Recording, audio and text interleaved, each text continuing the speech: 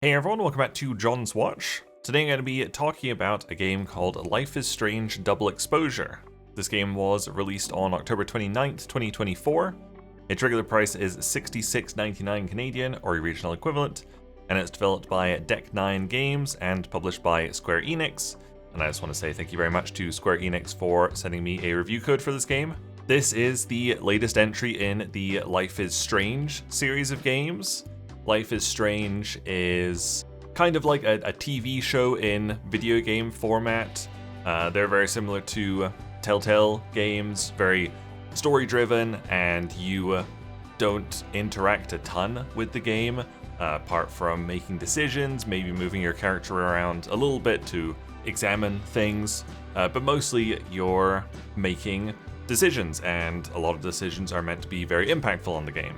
So this is, depending on how you count spin-offs and prequels and stuff, this is technically like the fourth main series entry in the Life is Strange franchise, but kind of the sixth entry if you do count those spin-offs and prequels. The very first Life is Strange game came out all the way back in 2015, and that game starred Max Caulfield as the main character, and then there was Life is Strange Before the Storm, which is the prequel spin-off to the first Life is Strange that I mentioned. Then you had Life is Strange 2, which had an entirely new cast of characters. That is actually still the only one in the series I haven't played yet, as well as its spin-off, the free title, The Awesome Adventures of Captain Spirit. Then in 2021 we had True Colors, which I previously covered when it came out. Again, had a whole new cast of characters and starred Alex Chen as the main character. And now here we are in 2024 with Life is Strange Double Exposure, which features mostly a new cast of characters, but in an interesting decision, stars Max Caulfield, the protagonist of the very first Life is Strange from 2015, as the main character. And so this is like I said, an interesting decision. All the other main series games in the Life is Strange series have had all new characters, all new protagonists, and then this one they decided to bring back the audience favorite main character of Max Caulfield. And you can come up with all kinds of reasons for this decision, I'm sure. The one that I'm sure was the main driving factor for bringing Max back as the main character: nostalgia, people who maybe have dropped off the series after Life is Strange 2 and onwards. I know True Colors, not many people liked that one. I quite enjoyed it. But yeah, the Life is Strange series has been in decline since the first one. The first one was obviously the most popular. It was pretty groundbreaking for 2015. So yes, I do believe they were trying to cash in on nostalgia, something like that, by bringing Max back for this game. I'll say right off the bat, I'm recording this video right after I finished playing the game. I basically binged it for a weekend, played for 12.4 hours, and so I'm just going to give my final thoughts in this video now. I will be doing my best to avoid spoilers. All the gameplay footage you're seeing in this video is from the first 2 chapters. There are 5 chapters in the game. I basically recorded the full first 2 chapters and then stopped recording as soon as I hit chapter 3 because I figured that was plenty of footage. It's a ton of footage. And yeah, I wanted to try my best to avoid spoilers. Interestingly, my footage for the first 2 chapters is 6 hours, so almost half of my playtime for the whole game. So it's very front-loaded, and we'll get into that a little bit. As I've mentioned several times already, you play as Max Caulfield in this game. The game definitely relies on you knowing the first Life is Strange game. If you're picking this up as your first Life is Strange game, don't. I played the first Life is Strange game, definitely not quite when it came out, but probably around 2017, 2018, something like that. So 6 years ago at least, and I didn't remember anything about it. So basically right before I started playing this game, I watched a 30-minute recap summary of the first game on YouTube, which was great.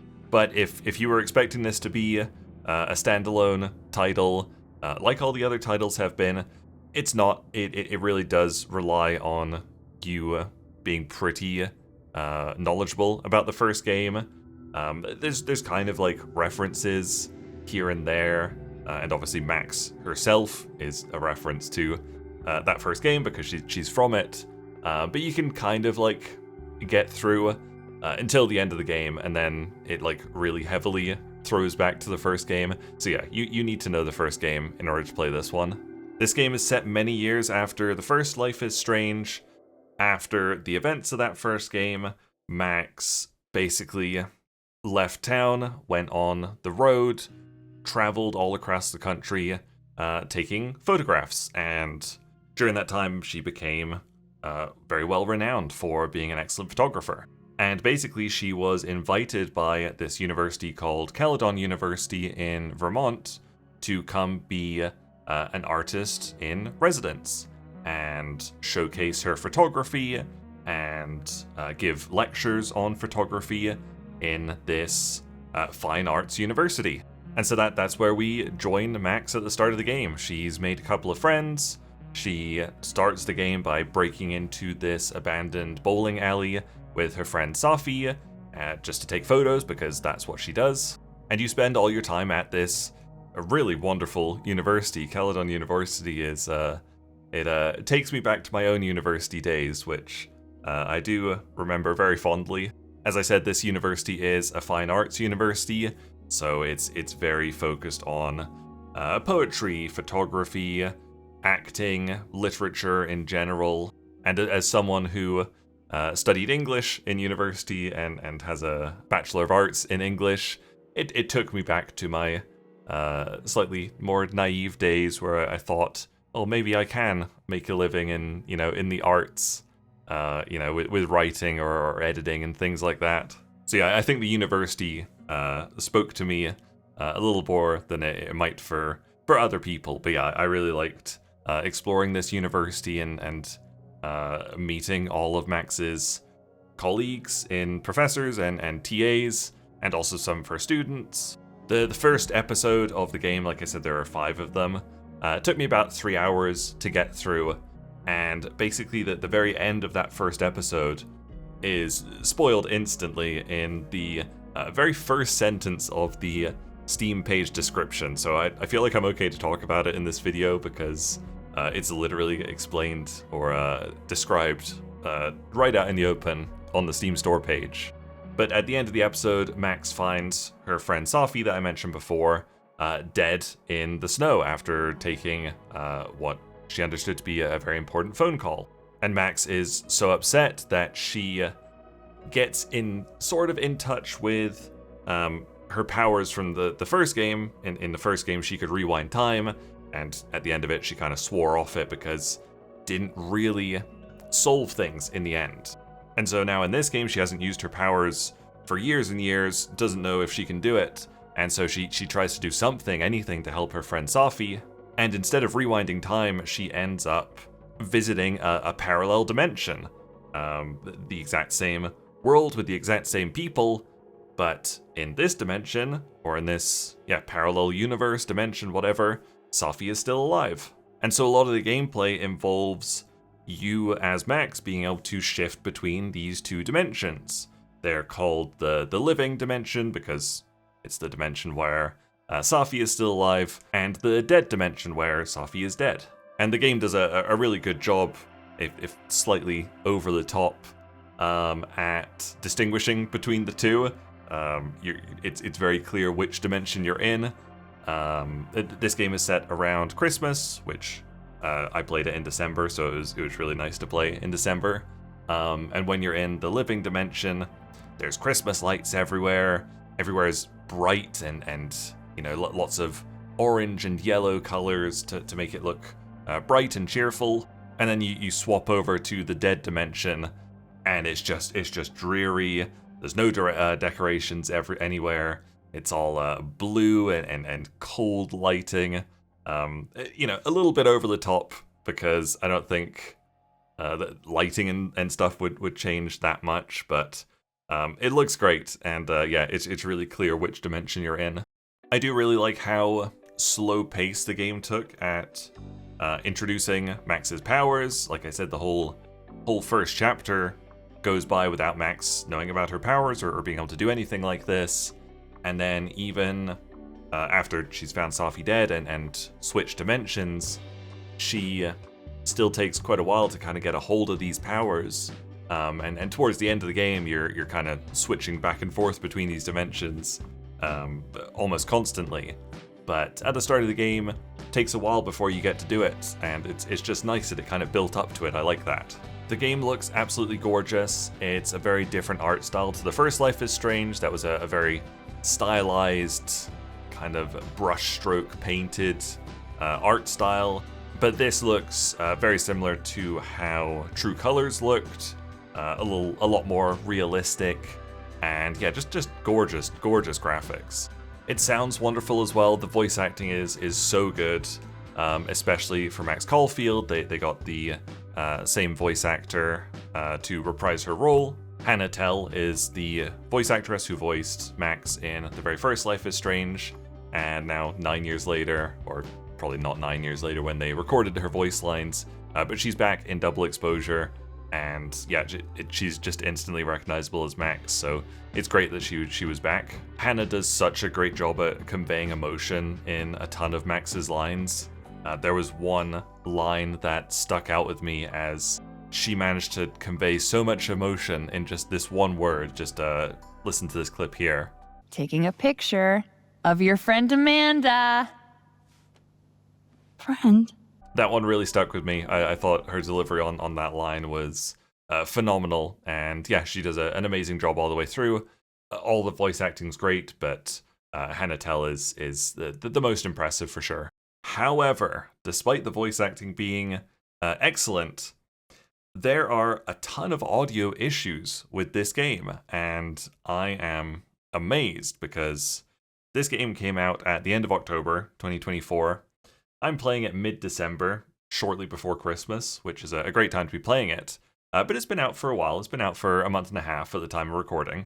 And the levels of voices are all over the place. Some scenes, you will literally be deafened by how loud the voices are mixed. In the very next scene, there might not even be a loading screen between them. They're so quiet, you have to literally rely on subtitles, or you will not be able to tell what's being said. And this is all over the game. It's not just a scene, like a one or two scenes where the voices are mixed really weirdly. It's constant throughout the game. Luckily, I decided to play this one with my headphones off, just listening to my desktop speakers. If I had been playing on headphones, I think I would have been riding the volume knob constantly to adjust the volume based on whatever scene we were on. And I could maybe excuse that being an issue the first 4 days after launch. A month and a half later and it hasn't been addressed, that's very, very concerning, and it's incredibly noticeable. I guess we'll stick with some of the issues I had with the game, because it seems like a good place to talk about them. In the 12 hours, I did have one crash. I think it was just in the... No, it was in the very first episode, actually. It was probably about 2 hours in to the first episode. And yeah, I had a crash, and I lost probably about 5 minutes of progress, which isn't the end of the world. 5 minutes out of a 12-hour game. Not too bad, but I was definitely a little bit concerned that I had a crash in my first session with the game. Nothing since then, but yeah, it was definitely there. I found there weren't really enough graphics options to give me enough control over the game. I had to turn the post-processing setting all the way down because it had chromatic aberration and vignette and just a bunch of effects that I hate all lumped into one setting. So I turned it down as low as I could. But obviously I would love to have different toggles for all those kinds of settings. But apart from that setting, I had everything on high, on the highest, on cinematic setting they called it. And my performance was great, and the graphics were great, but there were just some issues, like some lighting and some shadows would look really fuzzy, and it looked like DLSS was on, and it had like this weird like ghosting effect that you sometimes get with DLSS on. But there's no upscaling options in this game. And later in the game, it got like really noticeable in this quite stormy scene. I won't have footage of it now because it's a very, very late game. And it looked horrible. It looked just so bleary and smeared. And I could not change the settings to get rid of that weird blurriness and smeared textures. For the most part, it runs great and it looks great, but yeah, very occasionally I would see these weird issues and I just could not get rid of them with the limited settings there were. I also had a couple of bugs in the game, which is very surprising. It's, you don't have that much control as a player in this game. And so I was surprised to get, any crashes or any bugs at all. One of them I do have footage of. I basically had to get a key to open this briefcase. And when I got the key, I went back to open the briefcase, and the briefcase showed as being opened, but I still had to go through the process of unlocking it and opening it. So that was a weird bug. And then another bug that I don't have footage of because it was later again was my Polaroid camera was just floating in the air in 2 separate cutscenes, which was very, very strange. It was like massive and like right in front of like the actual camera. Yeah, weird issues. There's also a very unnecessary amount of DLC for this game. The base game by itself is $67 Canadian, but then you can get the Ultimate Upgrade and the Deluxe Upgrade, which are 2 separate DLC packs. And those are $26.50 and $13 Canadian respectively. And they add basically a bunch of different outfits because you can choose to change your outfit at the start of each chapter, and also whenever you're back at your home, you can change your outfit then. Each outfit has an indoor outfit and an outdoor outfit, and there are some really cool outfits, like the DLC comes with Final Fantasy VII outfit packs, a bunch of cute cat clothes, which I used a lot of, but these shouldn't have been DLC. And then even more galling, one of the things that comes in the Ultimate Upgrade is exclusive cat content, which is basically like an entire, quite small scale side story that's woven pretty seamlessly into the game. Is just DLC, and it definitely feels like the publishers were like, oh yeah, just strip this little bit out. It's not really essential to the story. We'll just put that as DLC. Call it the exclusive cat content. It'll be great. It's literally probably about 7 minutes of actual content in the game, if that. But again, just very unnecessary DLC. Again, I will be very vague with talking about story spoilers. I mostly enjoyed the story. I definitely agree with quite a few reviews, which said, a lot of them say the same thing, that the first 3 chapters of the game are fantastic, and then it kind of falls off a cliff a little bit in the last 2 chapters. Like I alluded to, my total playtime was just over 12 hours. My playtime for the first 2 chapters was half of that. The last 2 chapters are very short compared to the rest of the game. They also feel quite rushed, and I don't think the end of the game is that satisfying. And there's also a lot of plot holes that when you kind of stop to think back on the game you just played, you're like, oh yeah, what happened here? Why was this not actually explained? Oh, this part here would not actually have worked according to the rules of the game that they've set up. So yes, I definitely agree with quite a lot of the negative reviews, but overall I had a great time. I do disagree with quite a few reviews say this is not worth full price. And yeah, I mean, 67 Canadian for a 12-hour experience is a lot. And yeah, I don't know if I would pay that much for this game. I can only talk as someone who got to review it for free, but I thoroughly enjoyed my time with it, even with a few issues and kind of an unsatisfying conclusion. Basically, my overall thoughts are, obviously this review is coming out a month and a half, or maybe even 2 months after the game launched. You've probably already seen the criticism of this game. My overall thoughts are, I feel personally like some of the criticism is overblown, and I did not think this game was as bad as it was made out to be. And overall, I really enjoyed my time playing it. I really like Life is Strange. Really should get around to playing Life is Strange 2 at some point. I do have it, just need to play it at some point. But yes, overall, I really enjoyed this. But also, I really enjoyed True Colors, and I know a lot of people didn't, so who knows. There you go, that was my review of Life is Strange Double Exposure. Thank you guys very much for watching. Make sure you leave a like and subscribe if you enjoyed this video, and I'll see you guys later. Bye!